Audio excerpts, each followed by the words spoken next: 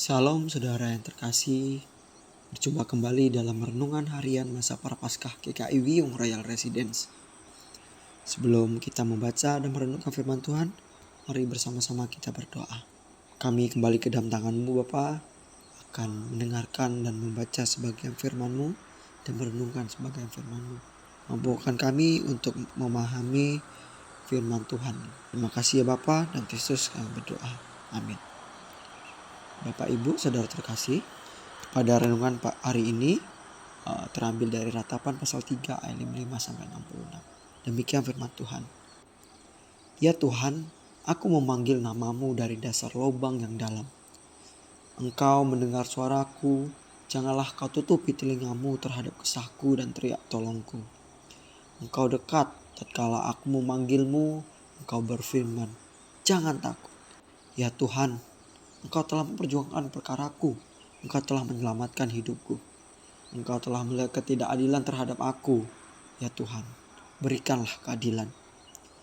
Engkau telah melihat segala dendam mereka, segala rancangan mereka terhadap aku. Engkau telah mendengar cercaan mereka.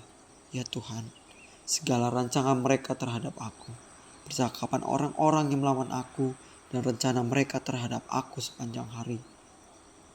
Amatilah duduk bangun mereka. Aku menjadi lagu ejekan mereka. Engkau akan mengadakan pembalasan terhadap mereka, ya Tuhan, menurut perbuatan tangan mereka. Engkau akan mengeraskan hati mereka, kiranya kutuk-Mu menimpa mereka. Engkau akan mengajar mereka dengan murka dan memusnahkan mereka dari bawah langit, ya Tuhan. Renungan pada hari ini saya beri tema doa Nabi menangis. Kita tahu sama-sama ya Bapak Ibu, kitab Ratapan ini disebut karena memang sebuah kitab yang penuh tangisan dari seorang Nabi Yeremia atas penghukuman Tuhan kepada Yehuda yang telah memberontak kepada Tuhan. Kejahatan umat pilihan Allah ini sebenarnya sudah tidak bisa ditolerir lagi ya. Dan Tuhan memang memiliki rencana menghukum umatnya dengan dibuang selama 70 tahun ke Babel. Dalam keseluruhan isi kitab Ratapan ini, Nabi Yeremia mengakui dosa-dosa Yehuda.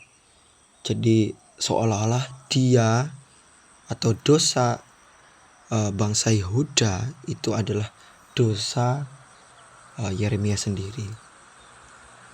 Kemudian saat itu juga Nabi Yeremia ini menjadi juru syafaat Yehuda kepada Tuhan untuk memohon ampun, belas kasihan Tuhan untuk mengampuni bangsa Yehuda.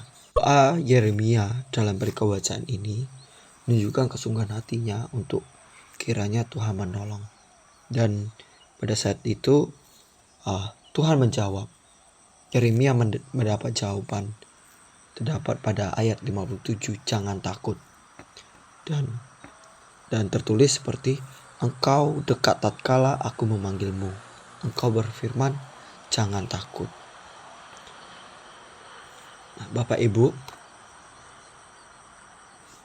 doa yang dipanjatkan oleh Nabi Yeremia ini penuh dengan kesungguhan, penuh dengan permohonan, itu membuahkan hasil. Nah, Tuhan mau memperjuangkan perkaranya dan siap menyelamatkannya dan umatnya dari kekejaman bangsa-bangsa yang tidak mengenal Allah. Dan Tuhan siap mengadakan pembalasan terhadap bangsa yang menghancurkan umat itu. Rupanya masa pergumulan umat Yehuda di tanah pembuangan adalah masa pemurnian Tuhan. Masa pembentukan Tuhan agar umatnya Yehuda itu kembali disucikan dan menyadari bahwa Allah senantiasa beserta dengan mereka dan Allah tidak mau dipermainkan.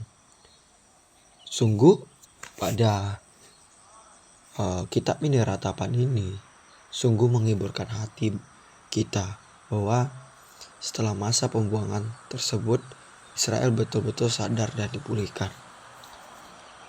Nah, bagi kita umat manusia, Bapak Ibu, seringkali Tuhan memakai cara-cara yang sulit untuk kita mengerti pada waktu itu terjadi. Hati kita menjadi pedih dan sedih melihat semua kejadian-kejadian yang kita alami. Namun bacaan hari ini mengingatkan kita bahwa Allah sangat mengasihi kita dan ingin terus memurnikan kita. Dan untuk itu Bapak Ibu, mari sama-sama kita jangan tolak didikan Tuhan dan jangan berontak dalam pembentukan yang Tuhan lakukan.